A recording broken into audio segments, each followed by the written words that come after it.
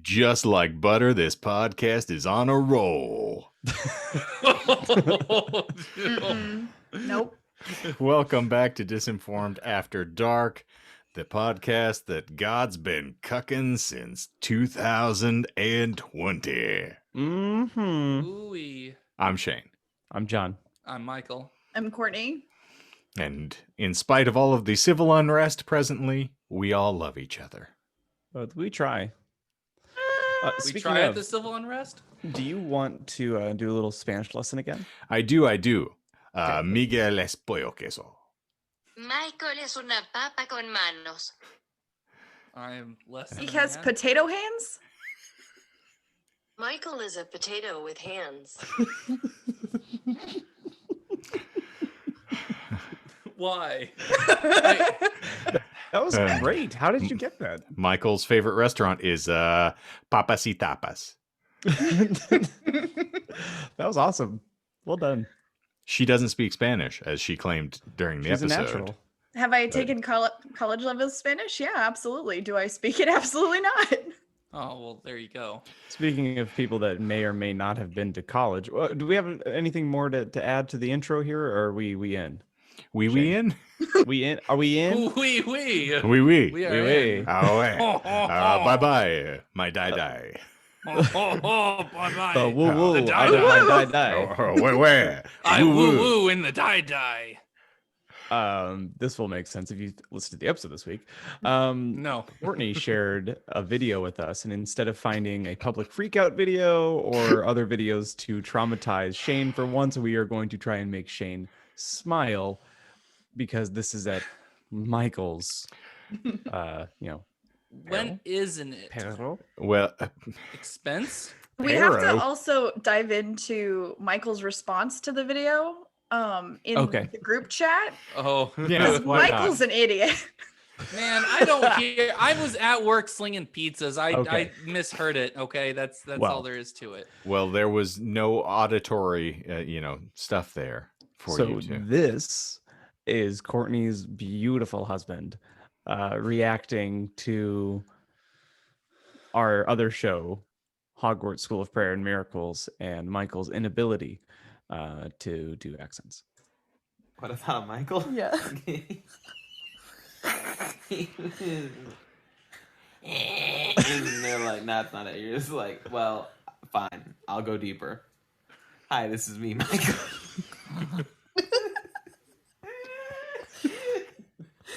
Man, I just want to know if that's as deep as his voice goes. But what if he tried though? Would it go, I can talk like this, deeper voice. I'm tone deaf, and I can tell that's a deeper voice than he's in. That was my favorite part of the entire rant. He does a Morty voice. Oh, gee, Rick, want to hear a Scottish accent?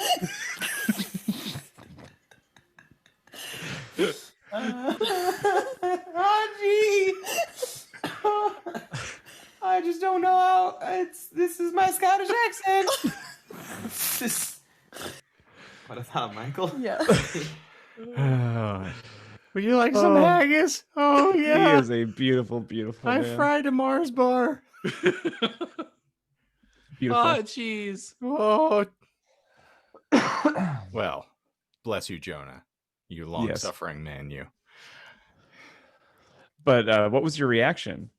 Oh, Michael? I misheard him. I thought he was trying to introduce himself as hi. It's like hi, it's me, Michael. Just to because I thought he thought that I didn't know who he was. Again, Oh, you thought he was high rolling you? yes. And again, were you listening to it? I was just too distracted and I didn't understand. Yeah, it was really clear what he was saying. Yes, but Cool. Well, that was good to know. I'm sorry. I was doing a million other things like slinging pizzas and all Yeah, that. and then you offended him. Sure did. Yes, by assuming that he didn't know who I was, which is understandable. I would be offended if I were in his shoes. I'm Michael Clark. I have an autobiography. You've heard of me? Yeah, it's cut Cucked by by God. God. I can go deeper if you would like me to. That's the subheading. One man's attempt to undercut Ben Shapiro in dryness. He's who I aspire to be in terms of dryness. Your author picture in the like inside of the book is blank, and it just has like the, instead of like user not found, it's saving for AOC's feet. No, I would say the author picture is going to be that poster that I made up for Peter Greer back in the day of him going like, Oh yeah, the trading card. mm-hmm. Oh Yeah. my So goodness. that's going to hit circulation sometime soon. Sure should. And he wants to do that, the Slinger shirt first. Yes, So let's I get do. Peter Greer out of the way. I'll come, Slinger. And speaking of slingers, how are you surviving the perils of the Dark Tower quest, my friend John? Not well. I don't feel good on the inside more than usual. Yeah. It's Devastation Incorporated, that bit of storytelling. It's going to be... I am 2 beloved characters down. And you are about to start hitting the side of the quest where you will start seeing more and more Lord of the Rings parallels present themselves in proper, which is So a lot of funny that fun. you say that, because on Kingslinger's podcast, Mhm. one of their co-hosts from the gate, from the Gunslinger, was like, this is just Wild West Lord of the Rings. And he makes those parallels throughout the entire series. So it's really interesting that you bring that up without knowing that. Well, and also King himself has said that. Yeah. on many I think occasions. In he his says that in his. forwards. Yeah. Yeah. Exactly. Yeah. But he So never it's- says that he actually, like, the beats are the same. He does say there are a lot of parallels that he really like. Particularly, I think there's a forward for the actual Dark Tower book where he indicates that he wanted to mirror some of the descent there. But it's grand, and we've officially brought Courtney into the King reading fold as well. Yeah. So we've gone full circle, and we're just pushing it off on everybody these days. Also, because not to steal your bit here, Courtney, but you're reading Everything's Eventual, you told us. Uh-huh. And it doesn't sound like you got through 1408, because Shane kind of mentioned it's one of his favorites in that collection. When you get through 1408, I haven't read 1408, so Shane needs to corroborate this with me, but the movie is actually a lot of fun with Cusack. The movie is a lot of fun. I will say it is a dramatically different beast from what the story is. Kind of Oh, like The okay. Mist. As with anything, particularly when you extrapolate, as we've learned from anybody who has taken PKD material and then turned it into something else, a lot of the time someone will catch the elevator pitch of what a story is supposed to be, and then they just run with the broad strokes as opposed to Gotcha. actually dialing down into what happens. The story itself is a really interesting sort of coiled spring, and there's a lot of tension that rides in the storytelling there, which I really appreciated. And it's not as present in the film because you can't do a lot of what they talk about, or they didn't attempt to do a lot of what you talk about in the book in the film. So I like a lot of what they did with it, and John Cusack is one of my absolute favorite actors and someone who I have attempted to emulate in many avenues of my life, including my speech patterns, in case you can't tell. Also an acolyte of Hunter Thompson, strangely enough. Huh. But anyway, I have no end to this bit, and so I now present you with a small bow. well, I'm glad that you're getting into Stephen King. If you like Everything's Eventual, I know that I pinged Shane to give you the recommendation, which I still think is the best point. And to the viewers out there too, if you are like wanting to get into Stephen King and you don't know where to begin, Shane has a preternatural understanding of gateway material for almost any artist. I would say it's an uncanny ability of yours. I would recommend, you're very welcome, if you are in the mood for a very, very long read. It's how I got Becky into Stephen King. Under the Dome was my first foray into Stephen King, and I've been head down ever since on his stuff. So I would even lend it to you if you'd like. I got the hardcover back there. I don't need to read that one. I saw the show. Oh, then you definitely need to read it. Oof. But pink stars are falling in lines.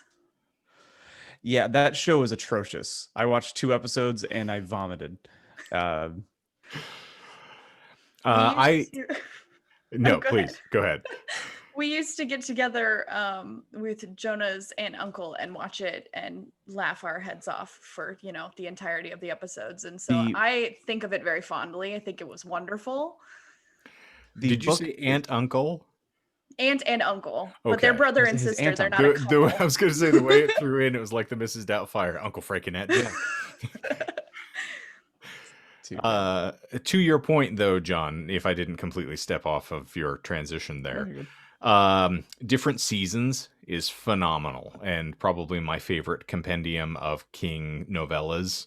That is the one that has the story that Shawshank Redemption is based on. Okay. I believe it's Rita Hayworth in Shawshank Prison. And a lot of fun stuff. That's got the breathing method in it, which we've talked about on here previously as well. But his novellas are a lot of fun. I enjoy them. Hearts in Atlantis is another one, which is really glorious. That's a short one?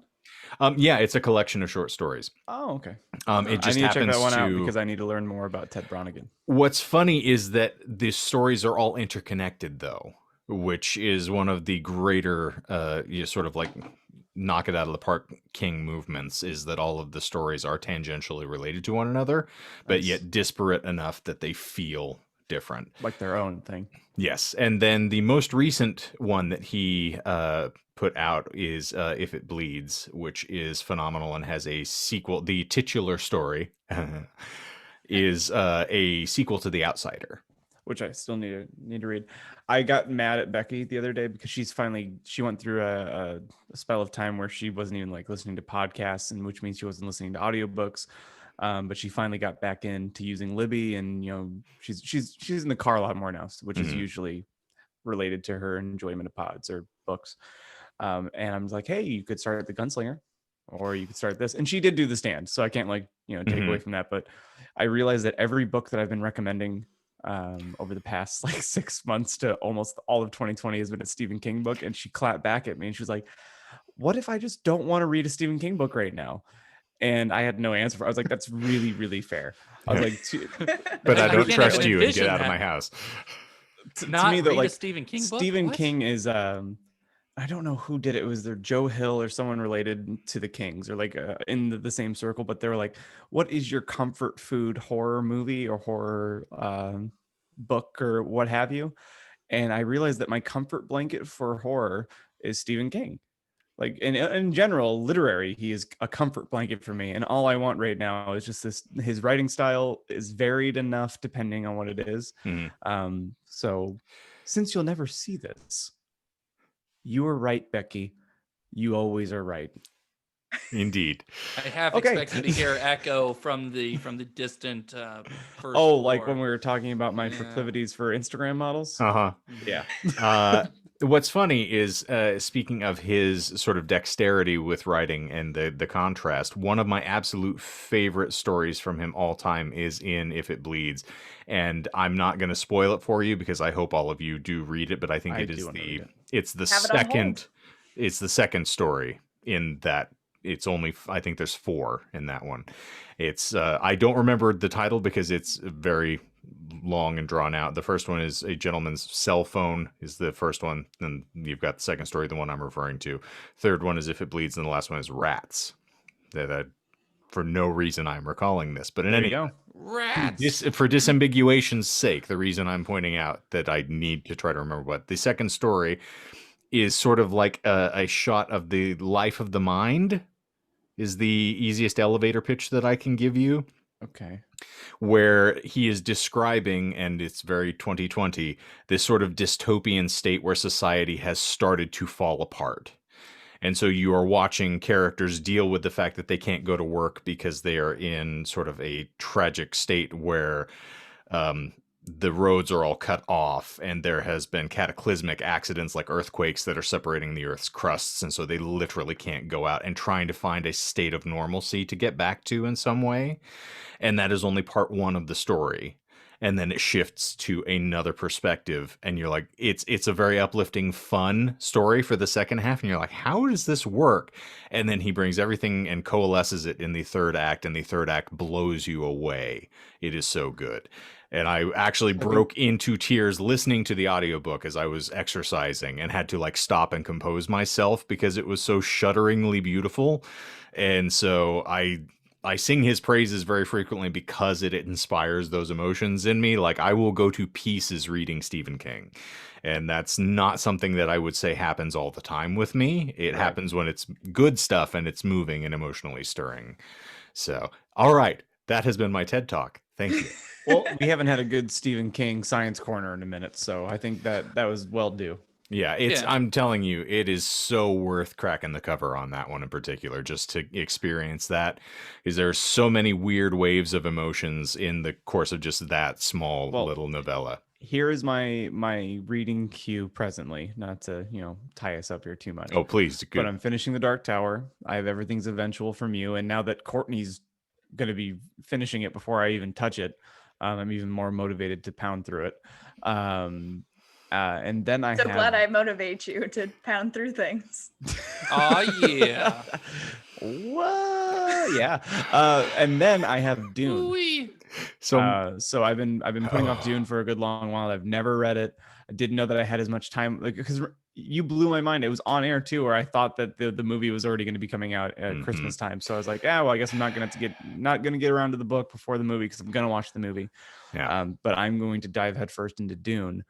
However, after Dune or in between, because I'm going to try and do a book clubby thing with Dune.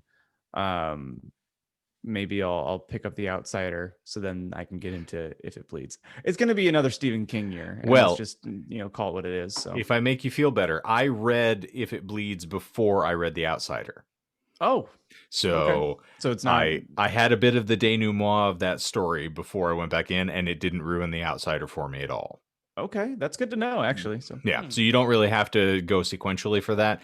It also helps if you've read the Mr. Mercedes series, because Holly Gibney is the main character of If It Bleeds, and another you will have no frame of that reference. I need to dive into. Those ones are easy to get through, actually. That series is a very brisk read for anybody who's looking to go further afield. The only thing that I really need to finish before I'd get into another long series between King or Dean Koontz, I need to finish Odd Thomas just to satisfy teenage preteen John, because that book, or Odd Thomas itself, was one of the first books that I read that actually made me Where the Red Fern Grows was the first one that ever made me cry from reading a book. But Odd Thomas, by the climax of Odd Thomas, made me just turn into just a blubbering mess. Yeah, it's good. And I've always wanted to see where he went, even though I don't really like Dean Koontz that much anymore, comparatively to other authors. I need to finish Odd Thomas before I start another long series. Well, allow me to ruin your night again. And my sincerest apologies to the other two friends here who may or may not be assimilating any of this or care.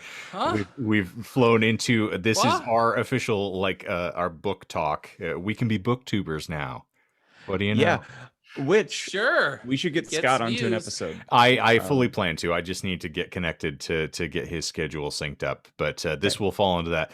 What the Night Knows and The Face are both really fantastic Dean Koontz books if you want to, add more material to your ever-expanding list of things to read. Hey, if I can start getting back to the gym even middle of the year and do what I was doing pre-pandemic, then I can probably pound a book per week just based on the time. So your verbs are just getting Courtney all worked up. Pound that book. Yeah. Ooh-wee. Anywho, so pound that book like it's AOC's feet. No. Those lucky feet. Well, them tasty feet. The boots were made for stomping for banging. We're far enough in. You for can say banging. Yeah. Yes, why not? Anyway, not to devolve into a book club, but that's essentially what this is. I joked Melissa was talking about wanting to get back involved with a book club with work, and I was like, we basically have one going with the podcast right now. It's Michael kind of slow rolled into making one by just sort of throwing at us last year. That was it. The Stand you started with? Yes. Okay. Yes, actually, that is true. I did start with The Stand.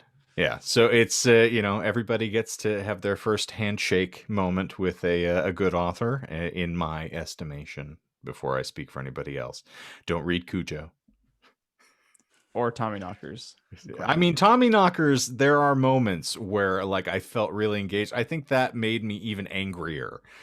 Is that he had moments where he built you up where you were really interested and engrossed in the story, and then he just went completely far afield and didn't touch on them for a bit. Yeah, and it's not the edging that you like, where you're still doing something fun. It's you're just on the verge, and then you stop, and the person just walks out of the room, and you're like, "Hey, End me. are we Finished me. do I need to do this on my own, or is someone going to come back in here?" And then your grandmother walks into the room, and You're you're like, what the hell's happening? Hand off the baton. yeah, that's the strangest sexual innuendo laden review of a Stephen King book in the whole of human history. We made it. Yes. We made it. The Tantamount point has to been made. On the Verge and then Being Met with Grandma. So, from one bizarrely hypothetical situation to another, I have this week's installment if anyone cares. Give it to Yeah, me. I mean, now that we are going to do a double episode. I was going to say, I mean, we can just kill it right now. We don't always have to have a hypothetical. No, we but- have to have a hypothetical. Okay, we in fact well. do have to have a hypothetical. The It's audience good. wants the hypothetical. Well, this one The is audience is very me. appropriate Exactly. for fans who enjoy our band. There you go. I had to slide it in there for you, Courtney. Damn the Weather and Bear Ghost, because it is going to have the first fusion group in the Alice Mud Garden of all of this. Grizzly Weather. Oh, man. So whenever we do a crossover with Bear Ghost, that's Yeah, what we're gonna have Ryan to call it. or if any of the Bear Camp ever sees this, we're down. Maddox, if you're Yes. listening, if you can make this happen, Grizzly Weather. It's on the verge. Yeah. Just do covers of really esoteric pop songs from the 90s. That's a shtick that I feel like we'd be stealing from somebody. Hmm. So this is funny because this will actually get into the next type of hypotheticals that we'll be doing, because this is very similar to the format that we see there. Think of someone who is your friend. Do not select your best friend, but make sure the person is someone you would classify as considerably more than an acquaintance. Whew. Come on, Chuck. There. This friend is going to be attacked by a grizzly bear. Uh-oh. Not me. Ooh. Now, this person will survive this bear attack. That is guaranteed. There is a 100% chance that your friend will live. Glad Sweet. we got that out. Why of the way. don't you state that a third time, but in a slightly different way? There is absolutely no way your friend is going to die. The injuries he will sustain are not mortal or life-threatening. Michael, They did are you write this considerable. one? I swear I must have. Well, I haven't mispronounced anything, so I'm afraid that I cannot attribute it to you yet. But There's still time. Spell check. smell check? I said Check. I said spell check. Don't smell check me right now. Oh Please. my goodness. Well, if you do, you're going to clean it up. You're going to have to. All right. Let's clean it up. However, the extent of his injuries is unknown. I like that it's his, so it's you better Yeah. have a male friend, otherwise, Right. yeah, Chuck doesn't care about you. Not one bit. He might receive nothing but a few superficial scratches, but he might also lose a limb or multiple limbs. He might recover completely in 24 hours with nothing but a great story, or he might spend the rest of his life in a wheelchair. Certainly does sort of show the tributaries available to us. Yeah. Somehow, you have the ability to stop this attack from happening. You can magically save your friend from the bear, but his salvation will come at a peculiar price. If you choose to stop the bear, it will always rain. For the rest of your life, wherever you go, it will be raining. Sometimes it will pour and sometimes it will drizzle, but it will never not be raining. But it won't rain over the totality of the earth, nor will it hydrological cycle, nor will the hydrological cycle be disrupted. Yeah, that was a fun one. These storm clouds will be isolated, and they will focus entirely on your specific whereabouts. You will never see the sun again. Do you stop the bear and accept a lifetime of rain? Okay, so at first, well, I feel like for the format of this, we should name that person. Name that person.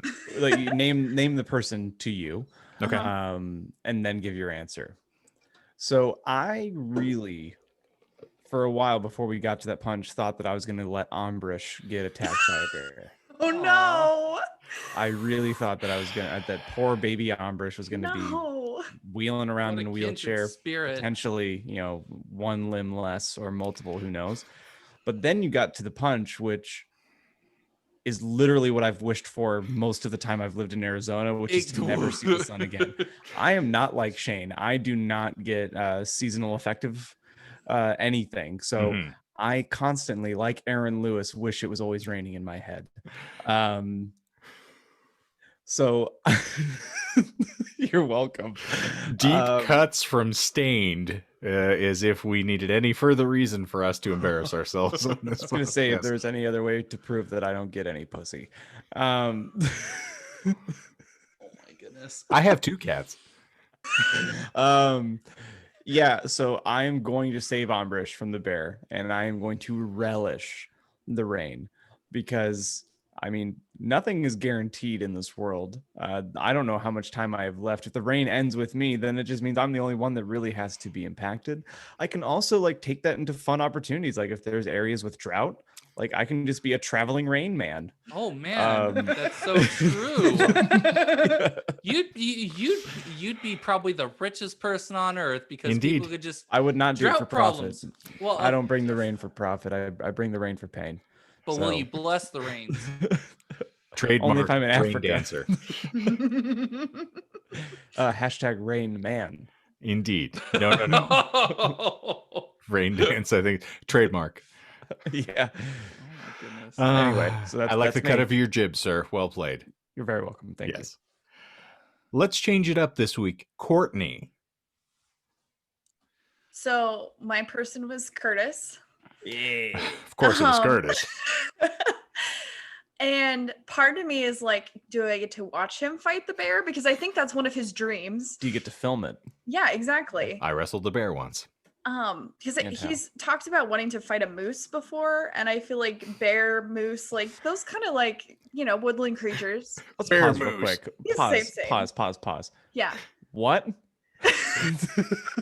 I mean, a bear is a lot like a moose. They both have horns. They both, ooze. both animals. Yeah. In what context was he talking about wanting to fight a moose? Just if you've ever actually seen Sounds a very photo of a Canadian. moose, or if you've seen one in person, they're Kind. quite large. Mhm. More So so he than had- you would expect. Just the hubris. I think he wants to tame it and ride it, if I remember the whole, That sounds story. like Curtis. Yeah. Man, suddenly his interactions with me make a lot more sense. He wants I to wrestled tame with you Shane and ride once. you. Every time I talk to him, it looks like he's sizing me up for something, and now I know why. Yeah, Now you I know. can ride you. And I didn't know if he wanted to freak me or fight me. You know what I'm saying? So I think he would take immense pleasure in fighting the bear. However, much like John, rain is my favorite thing in the whole world. I love rain. So I think I would have to save him. I think I would have to indulge myself in the rain instead of indulging his fantasy of fighting a bear. I mean, either way, it's still selfless. So. All right. Miguel, potato hands? For Pollo queso? 3 for 3, I would do the same thing. My friend would be John. You're welcome. Wrong And choice. as fun as it would be to watch him try and fight a bear, I would take the rain as well because Arizona native. I've heard legends of water falling from the sky, and it would be great to have that happen constantly over my head.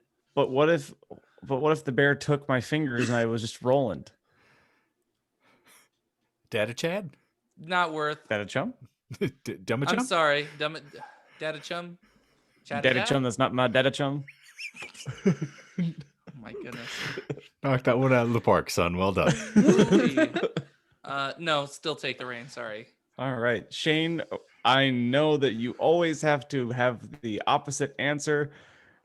Why are you sacrificing? We were 4 for 4 last week, my friend. Oh, that's right. We That's usually are. If anyone is going to have the contrarian answer, it will be Shane. But that's not always the case. Okay, well, hold on. My Tell job me who the person is first. dictates Okay, dictate. that I occasionally have to be the devil's advocate. Who is dictate? Well, I've he's heard a this nice man. young man who was featured on the first 2 seasons of Bewitched. I don't know why I have converted to Southern Shane. Frank. Who is the acquaintance that's not quite a best friend but is still a friend? We started out with superfan Steven. Okay. Because he, has greedily assimilated all this stuff, but I'm not sure he does the After Darks. And then as we were talking, and since there was a lot of, Courtney pulled the fulcrum, I feel like I have to also pivot and say that I have slid it to Jonah. Oh. And given Well, you that he have my has just curiosity. recently, yes, doesn't mean that I love him any less by any stretch. And normally, John, you would be right. Because as Missy Elliott said so famously before me, I can't stand the rain. Very But true.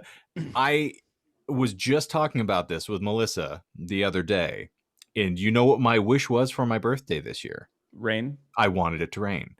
I have reached a state, Melissa being someone who went from the Southwest up to the Pacific Northwest and then came back. She has been desperately longing for rain because as evidenced by many of our conversations here, Melissa is sort of the yin to my raging yang. For sure. In that she is my exact opposite in many things, not limited to her temperament and her love of human beings. And gender. Well, Bob has bitch tits. So Melissa hates the sunlight. It causes her physical I knew pain. I liked her. And so she has a lot of difficulties living in the Southwest, and she desperately wants to get back up to that temperate climate. And I actually have started, through just assimilating a lot of Melissa's energy and vibes, I'm sure, I actually have started to like rain. And I'm getting away from the seasonal affective disorder. Doesn't bum me out as much as it used to. I kind of just take it in stride now, which is really weird because I used to get very depressed and very tired and out of it. These days, I'm kind of pepped up by rain. So I might actually complete the full sweep now. And one, not just because Jonah's fantastic and I wouldn't hate, for him to get mangled or anything, but I could actually deal with rain all the time. I would be able to survive these days. I would just feel like I got transplanted into 7. For sure, before John Doe's found. Indeed. I'm wasn't just standing around guarding the Taco Bell. Right. Yeah, I think your point on that. Well, 4 for 4. Good job. Yes. Everybody. Yeah. On the sads. Mm-hmm. I never really got that, but I know I kind of feel what you mean when you've said that it kind of like slogs you down a little bit. But I get pepped up to get pepped down when it's deep rain. I get sad if it's raining and it's overcast gloom weather and I have to work because then I'm missing out on an opportunity. However, like I love, like you and I both, I think we kind of like cut our teeth of our friendship on horror movies and horror content or like thrillers and things like that. And I think the aesthetic of rain and being overcast all the time leans to enjoying those things more because all of those mediums are best like with like they're dimly lit. You light candles and make tea, I don't know, or drink a hot toddy, tea bag, kill somebody, get away with it maybe, and then teabag them. Just music to murder to.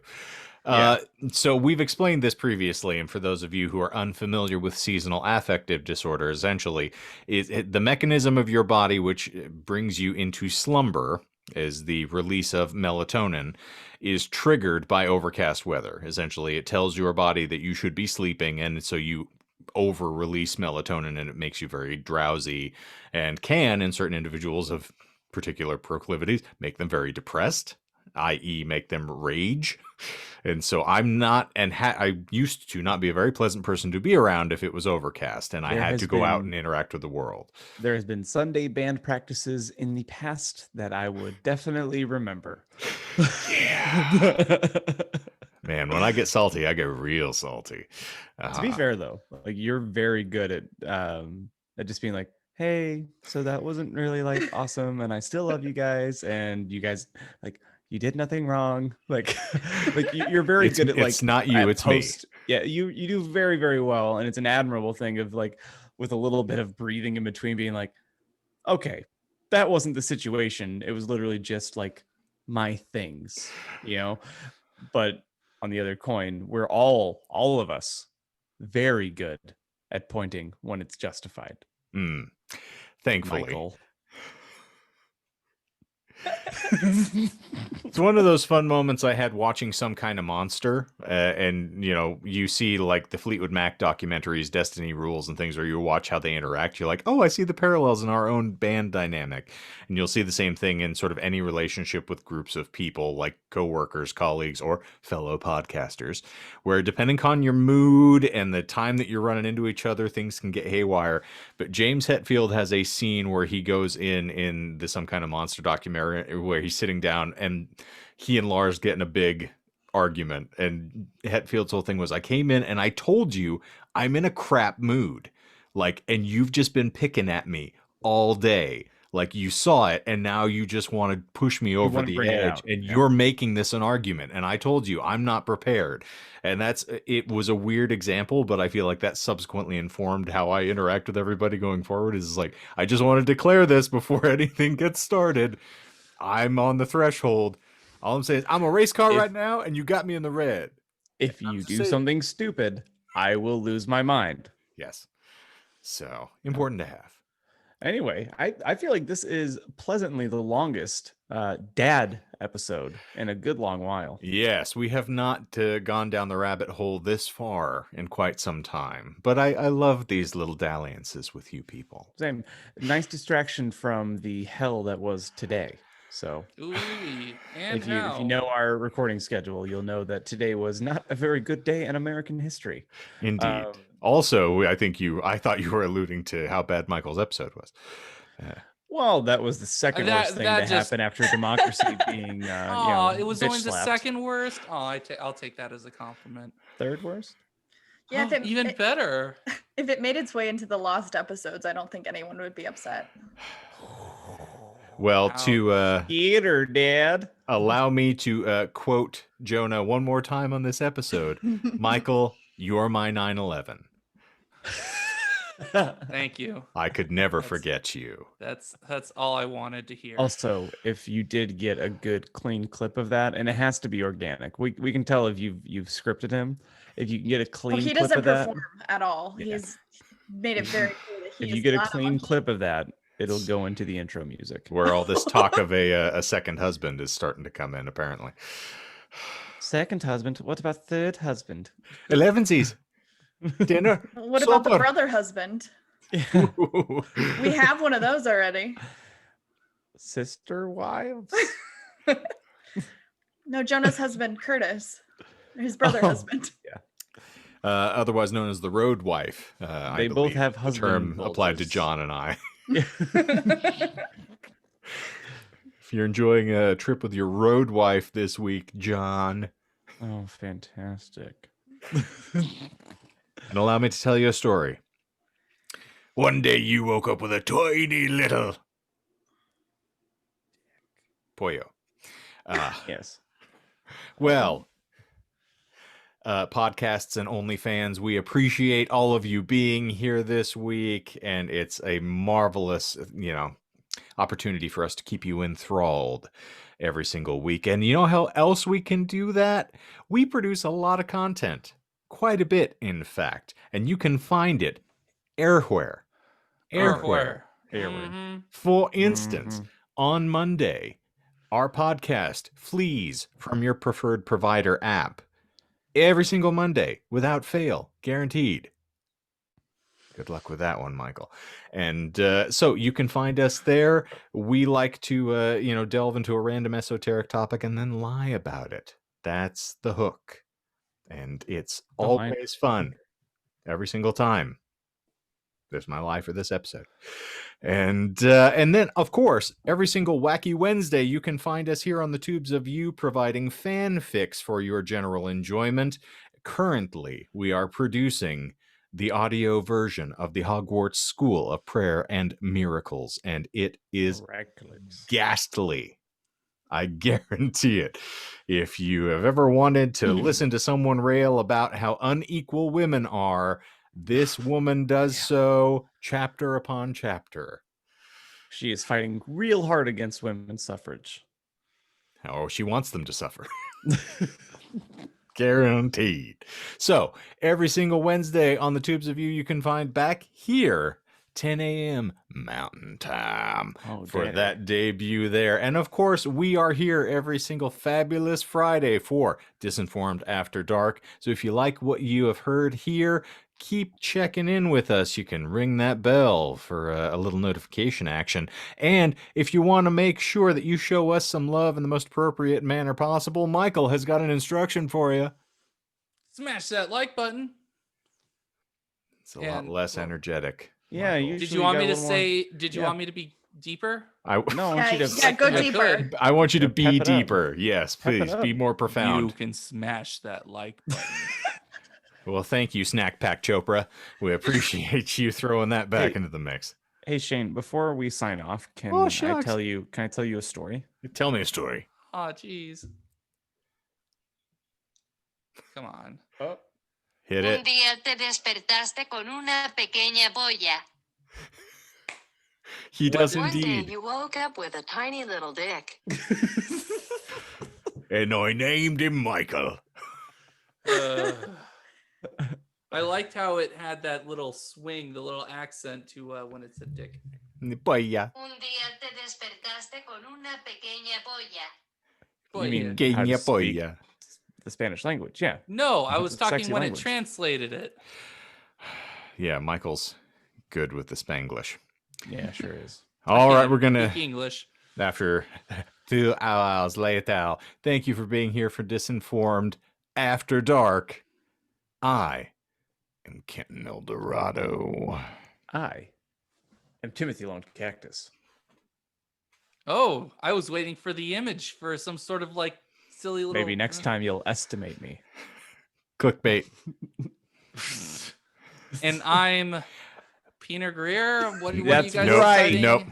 No, you are What am I now? Queso Pollo. Queso pollo. I'm gonna say it with a, I don't know what accent that Why was. you Careful did the there, Italian cowboy. fingers, I don't know, but Queso pollo. hey, solo. Hey, I'm a queso pollo. your That has to accent be work as racist somehow. always Yeah. is impeccable. When you have a boring accent because you're from Arizona, you just don't understand how everyone else does it. Well, when you have a boring everything because you were born me, Oh, jeez, my life is so boring. Oh, you've Whoa, stepped all over Scottish. Courtney's name. You want to try again? Go from the top. Signing off just because we can. This is Ripley, last survivor of the Nostromo. Just had to prolong. Sorry, No, you're good. Edgelord. That Grandma. Quoi? Hello? Hello? For Disinformed After Dark, I am Ken Eldorado. Timothy Lone Cactus. I'm a queso pollo. And I'm Jean Grey Ghost. We sure are. Always remember, Rick, live, laugh, lie.